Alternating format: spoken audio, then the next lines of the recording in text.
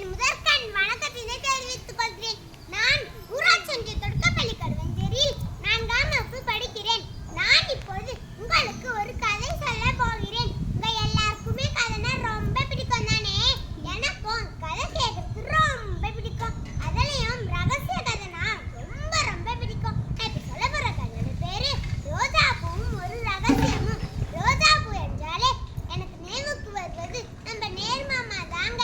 நேர்மாமாக்கு முன்பும் ரோஜா இருந்ததே, பூவில் அதுவும் ஒன்றாய் கணக்கில் இருந்ததே. நேர்மாமா மார்பில் சொல்லிக் கொண்டதும் ரோஜா பூவின் ராஜா என்று பெருமை கொண்டதே. நேர்மாமா எப்போதும் தன்னோட சட்டை பட்டன் துளையில ஒரு ரோஜா பூவை சொருகியிருப்பாரு. அவருக்கு இந்த பழக்கம் எப்படி வந்துச்சு தெரியுமா? சொல்றேன் கேளுங்க. ஒரு நாள் நேர்மாமாவை சந்திக்க சுதந்திர கட்சியின் எம்பியான நரசிங் மேத்தா ஆனந்த பவனுக்கு வந்தாரு. நரசிங் மேத்தா சட்டையில் ஒரு ரோஜா பூவை சொருகியிருந்ததை நேர்மாமா ரசித்து பார்த்தாரு. அது அவருக்கு ரொம்ப பிடிச்சிருந்தது.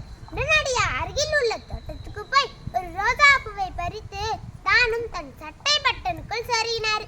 நேர்மாமாவுக்கு குழந்தைகள் ரொம்ப பிடிக்கும். குழந்தைகளை போன்ற அழகிய ரோஜா பூவும் பிடிக்கும். அதனால தான் எப்பவும் தன்னோட சட்டை பட்டன்ல ஒரு ரோஜா பூவை சொருகியிருப்பார். இதுவே நேர்மாமாவின் அடையாளமாக மாறிவிட்டது. இதுதாங்க அந்த ரோஜா பூ ரகசியம். நேர்மாமாவை வணங்குவோம், குழந்தைகளை கொண்டாடுவோம். இங்க எனக்கு கதை சொல்ல